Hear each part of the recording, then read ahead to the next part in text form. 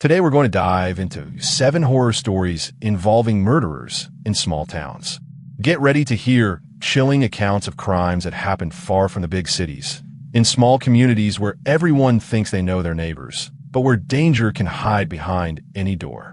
We're going to explore stories based on real events, full of suspense and tension, showing that even the most peaceful places can hold deadly secrets. So, sit back, look around your neighborhood, and let's begin this chilling journey. Oh, and before some mystery from the countryside knocks on your door, take the opportunity to subscribe to the channel, activate the bell, and leave your like. This helps the channel a lot and ensures that you don't miss any scary content like this. Let's go. 1. The Butcher of the Road. Austria, winter 2023. The village of St. Lorenzen, with a population of less than 1,000, was known for its islands, its snow-capped mountains, and the main road that ran through the region, connecting small farms and neighboring villages. The isolation, which had once been synonymous with peace, became a source of terror when, in January, the mutilated body of a truck driver was found on the side of the road, in a poorly lit stretch of road, a few kilometers from the center of the village. The news spread quickly. In the following days, 2 more bodies turned up: a young tourist who had disappeared after hitchhiking, and a local farmer who had last been seen walking home at dusk. All bore signs of extreme violence, with precise cuts and no personal belongings. Fear gripped the village. Doors were locked before sunset, children were forbidden to play outside, and the road became deserted after dark. Businesses closed early. The local priest began to mention the crimes in his sermons, and even the most skeptical began to avoid going out at night. The locals began to whisper a name: Otto Gruber, the local butcher. Otto was a stocky, middle-aged man, always wearing a dirty apron and a grim expression. His shop, at the entrance to the village, was known for its strong smell of meat and for Otto's habit of working late, even when there were no customers. He was reserved and unsociable, and children were afraid to walk past his shop after dark. To many, he was the perfect suspect. He knew cutting techniques, had access to sharp knives, and spent hours alone, close to the road. The police, under pressure from local residents and the local media, investigated Otto. They searched the butcher shop and questioned the man, but found no concrete evidence. Otto remained calm, denying any involvement and claiming to be the victim of rumors and prejudice. The murders, however, continued. In February, a backpacker couple was found dead in a nearby forest, with the same signs of mutilation. Fear turned into collective paranoia. The village routine was transformed. The local market began to sell less, as no one wanted to go out at night. The school organized emergency meetings to reassure parents and students. The mayor, under pressure, asked for police reinforcements, but resources were scarce. The atmosphere was one of distrust. Neighbors watched each other, and any stranger was seen as a threat. The church became more crowded, but conversations were whispered and glances were restless. It was then that a group of 4 young people, Lena, Max, Elias, and Sophie, decided to investigate on their own. They had grown up together in the village and did not believe that Otto was the killer, but they also did not fully trust the butcher's innocence. Armed with flashlights, cell phones, and youthful courage, they began monitoring Otto's routine, noting downtimes, deliveries, and suspicious visits. They discovered that on the nights of the murders, Otto did indeed stay late at the butcher's shop, but they also noticed the presence of an old truck with plates from another city, parked for hours on the side street. The young people spent sleepless nights, taking turns to watch the street where the butcher's shop was located. Lena, the most fearless, suggested following the truck after it left the butcher's shop. One night, during a blizzard, the group saw the truck heading towards the main road. The vehicle drove along the road to an abandoned warehouse at the edge of the village. From a distance, the young people saw 2 men unloading heavy bags and entering the warehouse. Lena insisted that they approach, despite Max and Sophie's fear. The group hid among the trees and filmed the whole thing with their cell phones.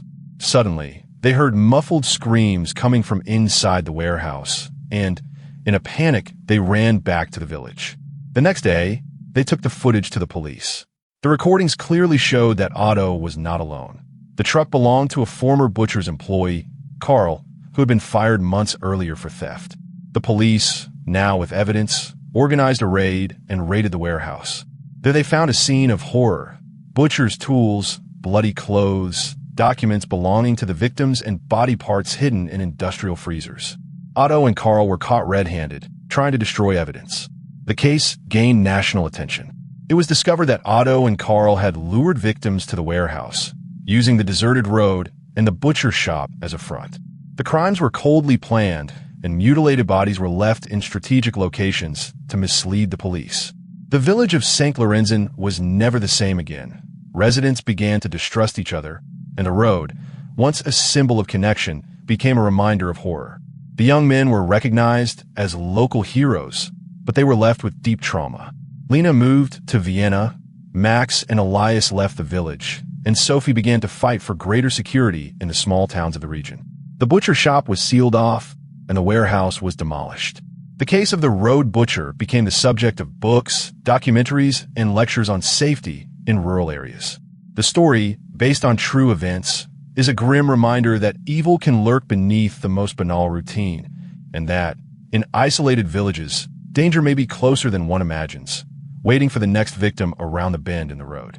2. The Yellow House, Southern France, Spring 2024. The small town of St. Laurent, surrounded by vineyards and lavender fields, was marked by silence and a peaceful routine. At the end of Rue d'Olivers, a 2-story yellow house with windows always closed and an unkempt garden was the subject of whispers and suspicious glances. It was said that the house was cursed because people who visited it were never seen again. Collection letters, newspapers, and packages piled up on the porch, but no one dared to get too close. Life in the town changed when Thomas Lemieux, a recently retired teacher from Lyon, decided to seek peace in St. Laurent. He rented a modest house a few meters from the Yellow House and soon noticed the strange atmosphere that hung over the neighborhood. The residents avoided talking about the owner of the house, Monsieur Gerard, a thin, middle-aged man with gray hair and a piercing gaze. Gerard was rarely seen, always watching the street from the second-floor window, jotting something down in an old notebook. Thomas, curious, tried to approach Gerard, but was greeted with monosyllabic answers and forced smiles. He noticed that, from time to time, visitors would come to the Yellow House. Salespeople, technicians, delivery men. None of them were seen again. The rumor grew when a young social worker, sent by the city to check on reports of neglect, disappeared after entering the house. The police investigated, but found no evidence of foul play. Gerard claimed that the girl had left before nightfall, and no one was able to prove otherwise. As the months passed, Thomas began to notice his neighbor's behavior. Gerard seemed to know details about everyone's lives.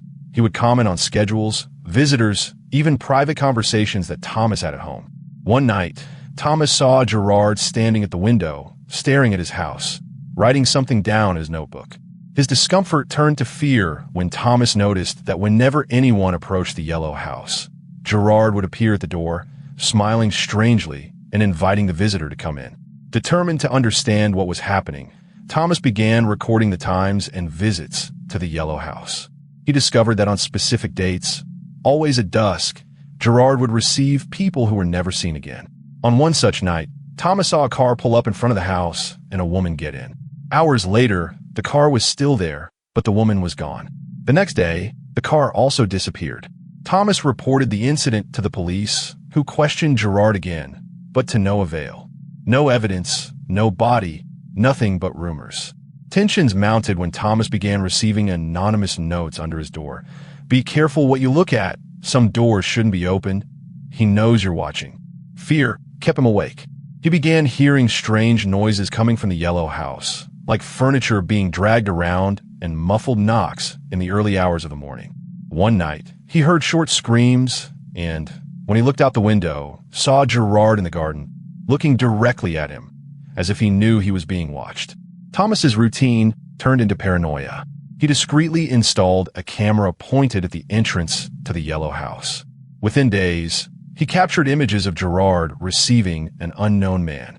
Hours later, Gerard left alone, carrying a large black bag to the bottom of the garden, where there was an old greenhouse. Thomas took the footage to the police, who eventually obtained a search warrant. The police operation revealed a macabre scene. In the basement of the Yellow House, they found remains of personal belongings, documents, cell phones, and clothes of the missing victims. The garden hid a series of shallow graves, disguised under bushes and rubble. Gerard was arrested, but he never confessed to the crimes, remaining silent throughout the process. The forensic examination confirmed that the remains belonged to at least 7 people who had disappeared in the last 2 years. The town of St. Laurent was plunged into shock. Residents, once suspicious, now felt guilty for not having acted sooner. Thomas became a key player in the investigation, but he never got over the trauma of being watched and threatened. The yellow house was boarded up and, to this day, remains empty, its windows boarded up and its garden overgrown with weeds. Residents avoid walking down the street at dusk, and the story of Monsieur Gerard has become a local legend, a grim reminder that even in the quietest of places, danger can lurk behind a window, watching every move, waiting for the right moment to strike. 3. The silence of the lake. Northern Italy, autumn 2023. Lake Malvinto, surrounded by pine trees and mountains, was known for its beauty and tranquility. Small villages lived off fishing tourism and renting cottages to families and adventurers. But in recent months, the lake has become the scene of disturbing disappearances. 3 local fishermen disappeared without a trace. Their boats found adrift, rods and bait intact, but no sign of the men. Fear spread throughout the region, and stories began to circulate. Someone prowled the shore at night, luring victims into the forest. The paranoia grew when a group of young tourists disappeared after camping on the opposite bank, where the forest was thicker. Residents began to avoid going out at night, and the local police, overwhelmed and lacking answers, called for backup. That's when Marco Rinaldi, a police officer recently transferred from Milan, who is known for his skepticism and rigorous methods, arrived in the village. Marco immersed himself in the investigation. He spoke to the victims' families, examined belongings left on the boats, and walked the trails around the lake. He discovered that, on every night of the disappearances, residents heard whispered voices coming from the forest, as well as distant lights and the sound of branches breaking. Some reported seeing a hooded figure walking along the shore, always alone, always on the lookout. Suspicious, Marco decided to patrol the lake at night. Armed with a flashlight and radio, he followed the main trail and noticed fresh footprints in the mud, leading to a hidden clearing. There, he found disturbing signs. Melted candles, symbols scratched into the earth, the remains of sacrificed animals, and pieces of human clothing. The smell of blood and smoke was strong. Marco photographed everything and sent it for analysis, but the lab confirmed traces of human and animal blood, as well as fibers from the clothing of the missing victims. During his nightly patrols, Marco felt the weight of silence around him, as if the forest itself were breathing and watching his every step. The flashlight illuminated only small circles of damp ground, while shadows danced between the trees, creating shapes that seemed to move with a life of their own. The distant sound of a crow cut through the air, and the creaking of dry branches made his heart race. Each unexpected noise made Marco stop, attentive, trying to decipher if it was just the wind or something more sinister. The symbols etched into the earth were not simple drawings. They seemed to form a complex pattern, perhaps a map or an ancient ritual. The melted candles gave off a pungent smell, mixed with the metallic tang of blood. Marco noticed that the remains of animals were arranged meticulously, as if each sacrifice had a specific purpose. The human clothing, torn and dirty, indicated a desperate struggle, and the fear that permeated the place was almost palpable. The news leaked to the press, and panic gripped the villages around the lake. Rumors multiplied. They spoke of sex, macabre rituals, and a guardian of the lake, who lured fishermen and tourists to their deaths. Marco, pressured by the population and the media, intensified the search. He began patrolling more frequently, sleeping little, and writing down every suspicious detail. He received anonymous, threatening notes. "Leave while you can. The lake doesn't want to be disturbed." The once peaceful population now lived in a constant state of alert. The streets were empty at nightfall, and windows were more carefully locked. Groups of residents organized vigils and improvised patrols, trying to protect each other from whatever was lurking around the lake. Stories of macabre cults and sects mixed with reports of strange lights and unexplained sounds, fueling collective fear. The weight of responsibility was starting to take its toll on Marco. He spent sleepless nights revisiting every detail of the investigation, feeling the killer's invisible gaze in every shadow. The anonymous threats weren't just words. They were clear warnings that he was getting too close to the truth. The pressure from the media and the public was increasing, and Marco felt increasingly isolated, as if he were fighting alone against an invisible force. One rainy night, Marco heard screams coming from the opposite bank. He ran along the trail, guided by his flashlight and the sound of hurried footsteps. He found a wounded, bloody young man who said he had been attacked by a masked man. The boy said that, upon hearing voices in the woods, he left the camp and was surprised by someone who tried to drag him into the woods. Marco helped the young man and returned to the scene of the attack, finding a leather mask, rustic knives, and more symbols drawn on the trees. The storm seemed to intensify the terror. The rain fell in torrents, and the sound of the drops on the lake created a macabre symphony. Marco, with a lantern trembling in his hand, advanced along the slippery trail, each step a challenge against the fear that consumed him. The injured young man, despite his wounds, managed to recount details that chilled Marco's spine.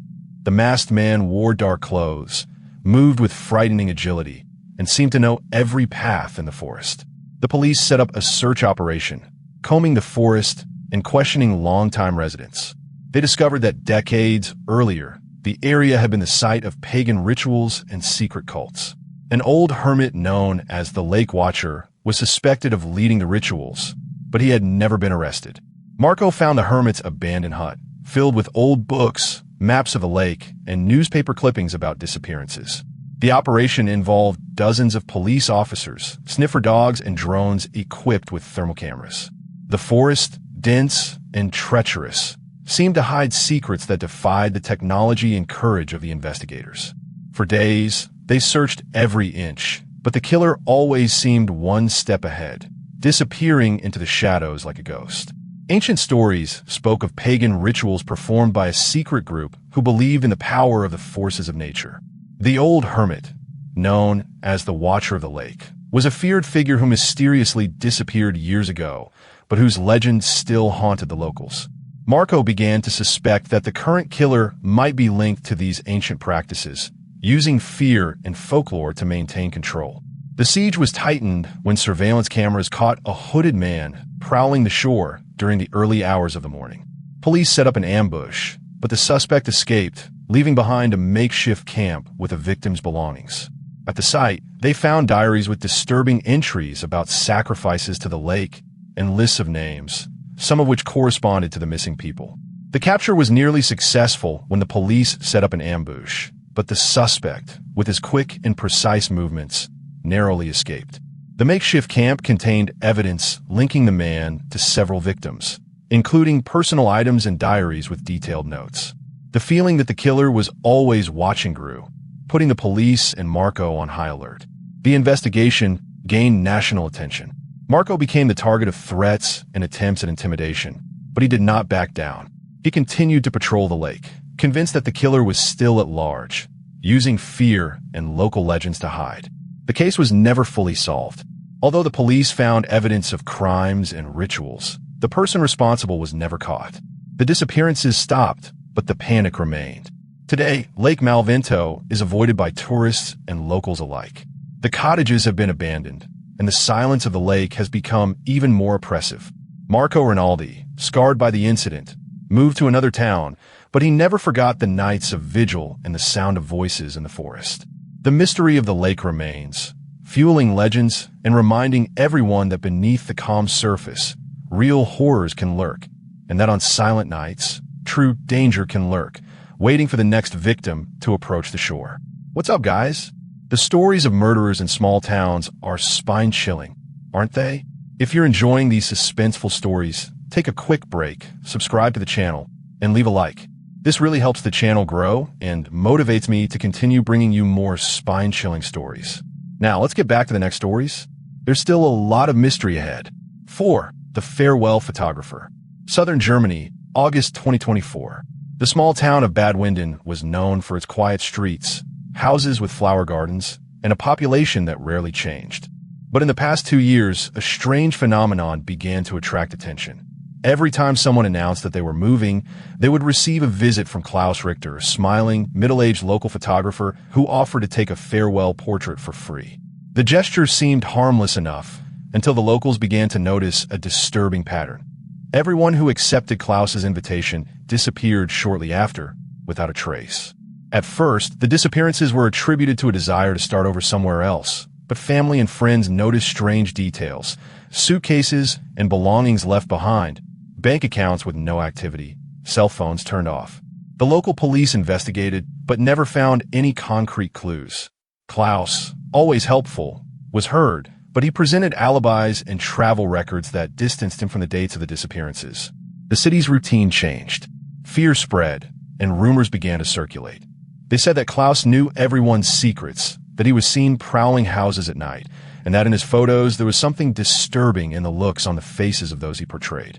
Even so, new residents continued to accept the invitation, attracted by the photographer's charisma and the promise of a free souvenir. Then Anna Vogel, a young journalist who had just graduated, decided to investigate. Anna had grown up in Bad Winden, knew all the faces, and felt that something was off. When a close friend, Lisa, announced that she was moving to Munich and accepted Klaus's portrait, Anna was apprehensive. Days later, Lisa disappeared without a trace, and Anna decided to take action. She began researching the photographer's archives, claiming an interest in writing a story about the city's history. Klaus, feeling vain, allowed Anna to leaf through old albums in his studio. Anna noticed that in all the farewell photos, there were small details that were out of place. A hand pointing to an out-of-focus object, a strange reflection in the window, discrete symbols drawn on walls or furniture. It was as if each image held a hidden message. Anna enlarged the photos digitally and noticed that in some of them, Klaus himself was reflected in mirrors or shop windows, always watching, even when he claimed to be behind the camera. In one of the images, Lisa was holding a folded, almost invisible note with the word help written by hand. In another, a clock showed a different time than the real one, suggesting that the photo had been taken at a different time. Determined to find out the truth, Anna began to follow Klaus discreetly. She noticed that after each photo shoot, he would take a nighttime walk into the forest outside the city, carrying a heavy backpack. On one such night, Anna followed him to an abandoned cabin, where she saw lights on and heard muffled voices. Frightened, she retreated and decided to call the police, but she was discouraged. Without concrete evidence, they could not act. Anna then decided to act alone. She broke into Klaus's study one morning when he was out, rummaging through drawers and digital files. She found a secret compartment at the back of a closet, where the missing men's personal belongings were stored: jewelry, watches, documents, and, most disturbingly, a notebook with detailed notes about each victim: dates, times, habits, and observations about their last conversations. In the notebook, Klaus described how he approached the victims, gained their trust, and photographed them in specific poses, always with a hidden symbol in the scene. There were also maps of the forest and records of trails used to transport the missing. Anna photographed everything and took the evidence to the police, who finally took action. A search operation was set up. In the cabin, they found clothes, cell phones, and, in a locked basement, signs that people had been held captive. Klaus was arrested when he tried to escape to the border. During the interrogation, he remained silent, only smiling when asked about the photos. The investigation revealed that he acted alone, using his talent to manipulate and control victims, choosing only people who were leaving to hinder searches and investigations. The case shocked Germany and made national headlines. Anna was recognized as a heroine, but she was left with the trauma of having seen so many people she knew disappear without being able to help in time. Klaus's studio was sealed off, and the farewell photos, once innocent mementos, became symbols of terror. The town of Bad Winden was never the same again. Residents became suspicious of strangers and avoided any invitations for portraits. The story of the farewell photographer has become the subject of documentaries, debates about safety in small towns, and urban legends. For Anna, it was the certainty that sometimes danger hides behind a kind smile and a camera, and that in small towns, every goodbye can be the beginning of a nightmare. 5. The Downtown Store. Eastern England, June 2024. The town of Market Harborough known for its cobbled streets and Victorian mansions, had an antique shop in the heart of its historic center that had always intrigued locals and tourists alike. The faded sign advertised Whitaker's Curiosities, and the owner, Samuel Whitaker, was a reclusive, stern-faced man in his 60s who was rarely seen outside the somber confines of the shop. He was said to know the history of every piece, but little was known about his own life. The shop, with its dusty windows and heavy curtains, smelled of old wood mixed with dust and candle wax. The interior was a maze of narrow aisles, shelves crammed with curious objects, antique furniture, and paintings with eyes that seemed to follow the visitors. Samuel was known for his low, measured voice and a gaze that seemed to peer into the soul of those who entered. Earlier this summer, the town was rocked by the disappearance of 3 teenagers. They had last been seen entering Whitaker's store, lured by posters promising a free tour of the secret collection for curious youngsters. Word quickly spread about the teens' disappearance, and their parents pressured local police, who began a search and questioned Samuel. He claimed the teens had left the store as normal after their visit, but there was no external camera footage showing them leaving. Rumors began to circulate. Residents reported seeing Samuel prowling the downtown streets at night, carrying heavy bags and always looking over his shoulder. Some reported hearing strange noises coming from the store after hours, furniture scraping, muffled knocks, metallic clanging. Others claimed that the lights in the basement stayed on late into the night, even when the store was closed. The police searched the store, but Samuel was meticulous. The back of the store was a maze of narrow hallways, shelves crammed with antiques, and locked doors. Samuel followed the investigators' every move, keeping a watchful eye on them. Nothing illegal was found during the initial inspection, but the musty smell and damp cold of the basement made everyone uncomfortable. Tensions rose when a 4th teenager disappeared, also seen entering the store. The city was thrown into panic. Parents banned their children from going out alone. Schools increased security, and groups of residents began patrolling the streets at night.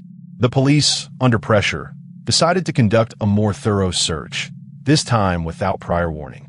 During the second inspection, one of the officers noticed a draft coming from behind a heavy bookcase. When they removed the shelves, they found a camouflage door, locked with an old padlock. Samuel tried to block the entrance, but was restrained. What the officers found behind the door was a scene of horror, a secret, damp, windowless room with old mattresses, food scraps, teenage clothing, and fingernail marks on the walls. There were also personal belongings of the missing persons, cell phones, backpacks, notebooks. In the corner, a small ladder led to a trapdoor that led to the city sewer. The forensics confirmed that the teenagers had been held captive there. Traces of blood and strands of hair were found, as well as entries in Samuel's notebook detailing the dates and names of the victims. The owner was immediately arrested, but refused to speak during questioning. The investigation revealed that Samuel used his nighttime walks around the city to dispose of evidence and monitor possible new victims. The heavy bags he carried contained the teenagers' clothes and belongings, which were discarded at strategic points to mislead the searchers. The town was plunged into shock and mourning. Parents and neighbors, who had previously been suspicious only by instinct, now found themselves faced with a terrifying truth. The store was boarded up, and the building, considered cursed, remains empty to this day. The story gained national attention, becoming the subject of news reports, podcasts, and debates about small-town safety. The story of Samuel Whitaker and his antique store became a grim warning. Even in the most familiar places, danger can lurk behind locked doors and polite smiles. Market Harbor has never been the same. Young people avoid the town center at night, and the shop, with its dusty windows, is now just a silent reminder of the terror that lurked there for so long. For the families of the victims, what remains is the pain of absence and the hope that one day they will find answers to all the questions that still echo through the streets of the town. Over the next few months, police continue to investigate, combing through old records and interviewing former residents. They discovered that Samuel had lived in isolation for years, with few contacts, and that his obsession with antiques hid a dark side. Neighbors reported strange noises, flickering lights, and nighttime visits from unknown people. Groups of residents organized vigils and patrols, try to protect the young people and prevent further disappearances. The once peaceful town now lived under the weight of fear and mistrust. Samuel Whitaker's story became a symbol of the evil that can hide beneath the most banal routine, and a warning to everyone not to underestimate the danger that can lurk in even the most familiar places. On a cold autumn night, during a vigil organized by residents, a group of young people decided to approach the store to try to listen for suspicious sounds. Hidden in the shadows, they heard footsteps and muffled voices coming from the basement. One of them, Tom, managed to record sounds that sounded like moans and desperate whispers. The recording was given to the police, who used the material to reinforce the search and seizure request. During the trial, witnesses reported seeing Samuel carrying heavy bags at odd hours, always avoiding eye contact. The defense tried to claim mental problems, but the evidence was overwhelming. Samuel was sentenced to life in prison, but he never revealed the whereabouts of the victims. The town is still struggling to recover from the trauma. The store remains closed, and the building is avoided by locals and tourists alike. Samuel Whitaker's story is told as a grim warning. Evil can lurk beneath the most ordinary routine, and constant vigilance is the only defense against the unexpected. In the days that followed, residents reported seeing strange figures and lights in the store, and the feeling that evil still loomed over the place. The police kept the building under surveillance, but silence was the only response. Market Harbor, a once peaceful town, now lives under the shadow of a terror that forever changed its history and its daily life. "Do you think he's still here?" Tom asked, his voice shaking as he held up the phone with the recording. "I don't know, but we can't leave it like this. We have to remain vigilant," replied Sarah, one of the residents organizing the patrols. "I haven't been able to sleep properly since all this started," confessed Mark, another resident, looking at the sealed store. "Me too. It seems that fear has set in for good," Ines said, clasping her hands together to warm herself. 6. The Bridge Watchman. Northern Portugal, September 2024. The small town of Vila do Rio was cut in half by a mighty river, over which stood an ancient stone bridge, a legacy of medieval times. During the day, the bridge was an obligatory passage for students, farmers, and merchants.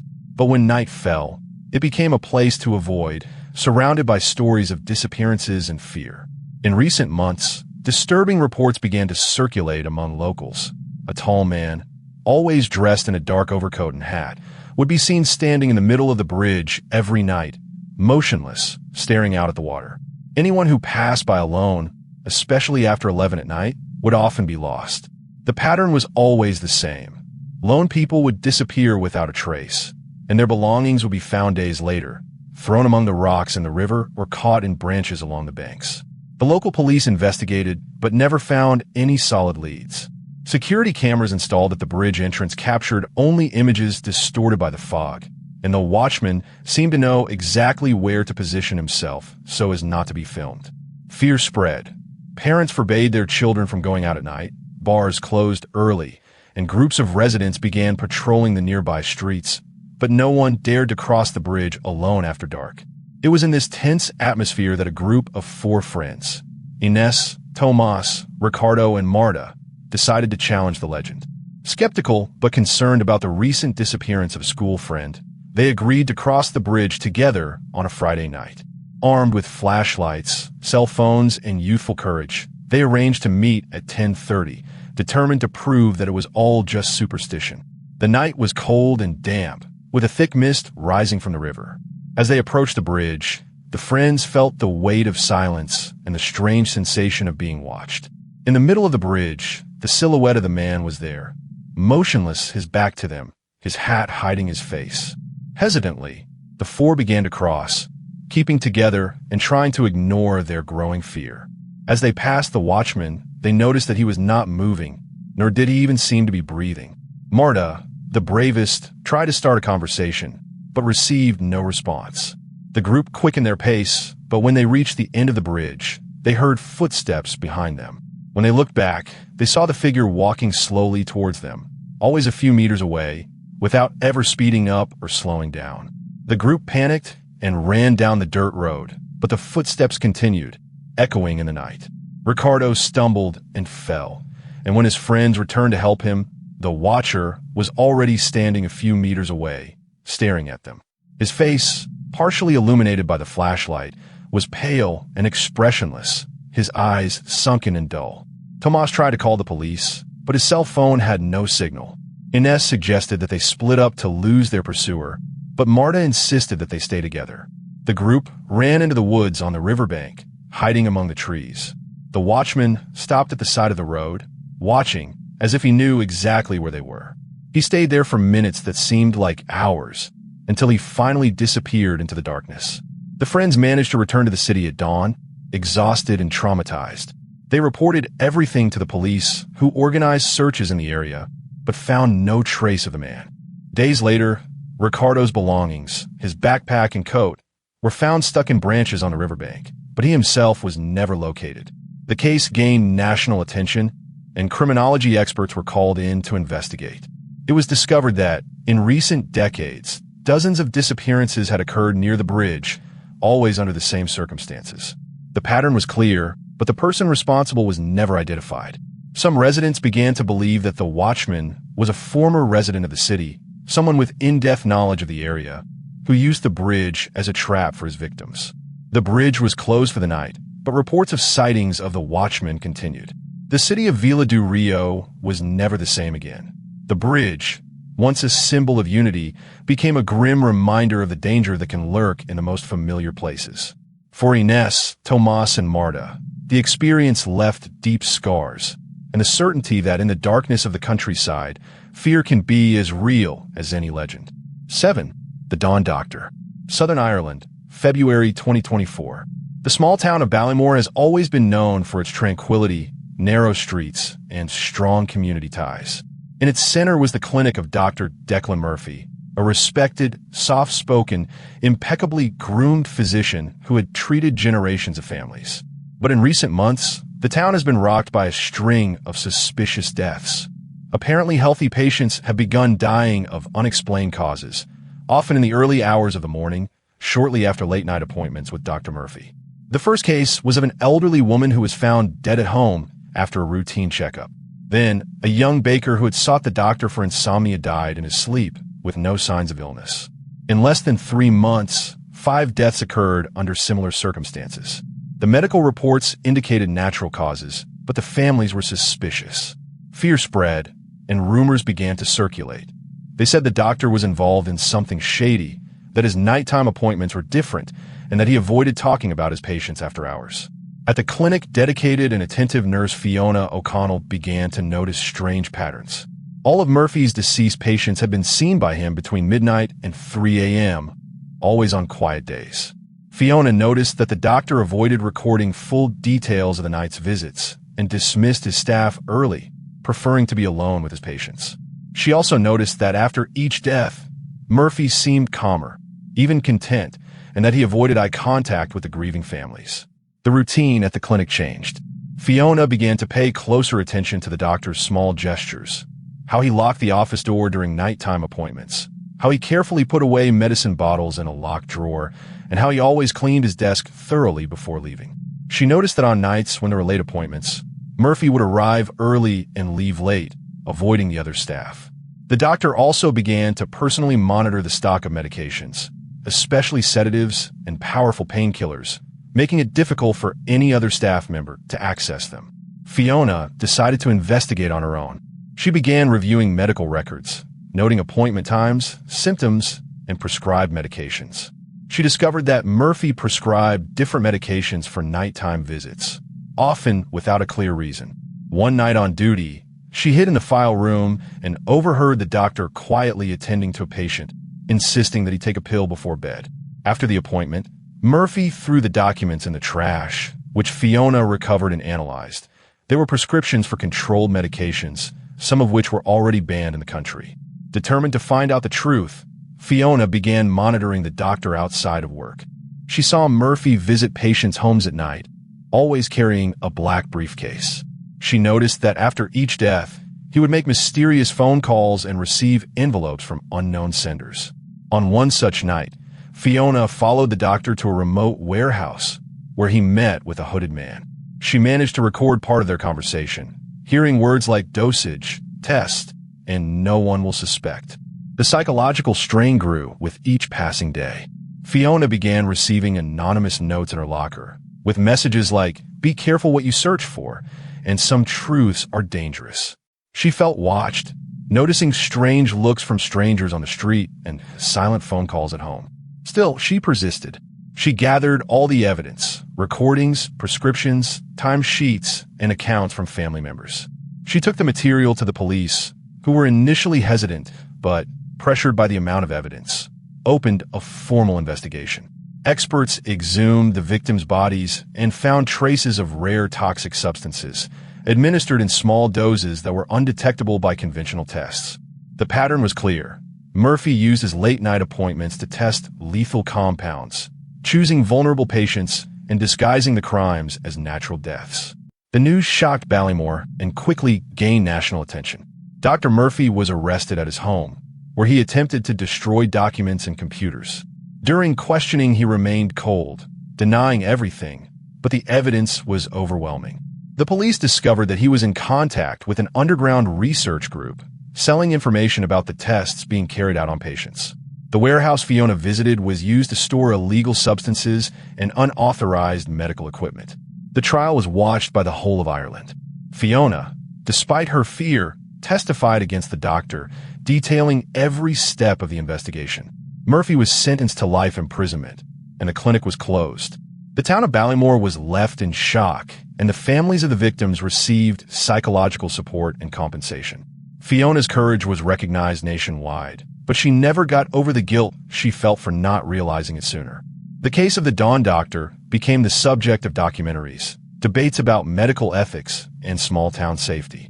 Ballymore, once a symbol of tranquility, became a grim reminder that even in the safest places, danger can lurk behind a kind smile and a white coat, and that sometimes blind trust can be fatal. And so we come to the end of our 7 horror stories involving killers in small towns. So, which one scared you the most? Will any of them make you look at that seemingly peaceful little town differently? Tell us in the comments which one was your favorite. If you enjoyed this dive into the darker side of the countryside, don't forget to leave a like. This helps the channel grow and encourages me to bring you more spine-chilling stories. And if you haven't subscribed yet, take advantage now to subscribe and activate the bell.